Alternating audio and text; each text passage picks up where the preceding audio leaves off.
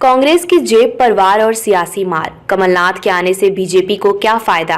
मध्य प्रदेश के पूर्व मुख्यमंत्री और कांग्रेस दिग्गज कमलनाथ के भारतीय जनता पार्टी में शामिल होने की संभावनाएं हैं। अब अगर कमलनाथ लोकसभा चुनाव से कुछ महीने पहले ही पाला बदलते हैं तो ये स्पष्ट रूप से कांग्रेस के लिए तो झटका होगा ही। सवाल ये भी उठता है कि भाजपा को इससे क्या फायदा होगा।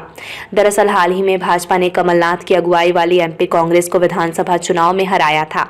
अगर कमलनाथ कांग्रेस का हाथ छोड़कर भाजपा का दामन थामते हैं तो इससे भाजपा को 3 बड़े फायदे होते नजर आ रहे हैं। इनमें पहला, कांग्रेस को बड़ा आर्थिक झटका लगेगा। दूसरा, मजबूत उपस्थिति वाले राज्य में सभी कांग्रेस में टूट होगी।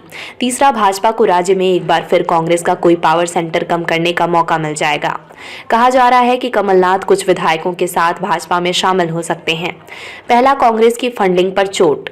देश में तेजी से घटते सियासी ग्राफ के साथ कांग्रेस फंडिंग की कमी का भी सामना कर रही है।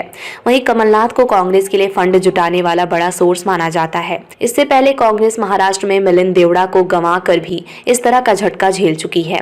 दूसरा, मुख्यमंत्रियों को ही नहीं संभाल पा रही कांग्रेस। इंडियन एक्सप्रेस की एक रिपोर्ट में पार्टी के एक केंद्रीय नेता के हवाले से बताया गया है, पहला तो महाराष्ट्र के पूर्व मुख्यमंत्री अशोक चव्हाण की तरह उनकी एंट्री से संदेश साफ हो जाएगा कि कांग्रेस इतनी बुरी तरह से टूट रही है कि वो अपने पूर्व मुख्यमंत्रियों को भी नहीं बचा पा रही है। साथ ही इस फैसले से ये संदेश भी जाएगा कि भाजपा देश की सबसे बड़ी सियासी ताकत है जो अपने प्रतिद्वंदी से बहुत आगे है।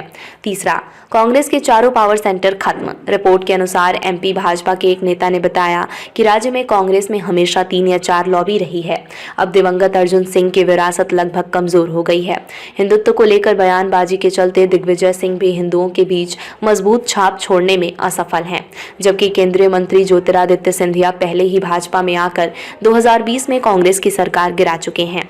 अब अगर कमलनाथ भी कांग्रेस से विदा लेते हैं तो कांग्रेस के पास राज्य में कोई बड़ा क्षेत्रीय नेता नहीं रह जाएगा।